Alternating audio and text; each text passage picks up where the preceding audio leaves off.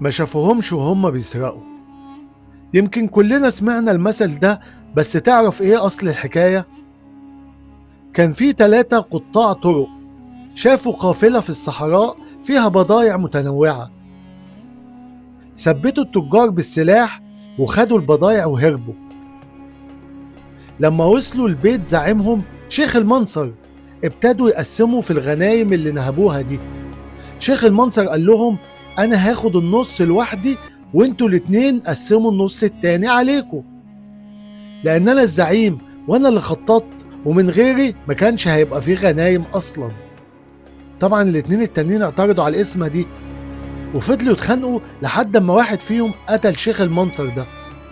اللي قتله قال للتاني: انا اولى بنصيبه، انا هاخد نصيبي ونصيبه، وانت خد الباقي.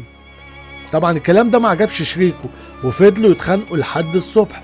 سمع صوت الخناق ده الجيران، ودخلوا البيت لقوا ال3 مقتولين والبضايع جنبهم زي ما هي.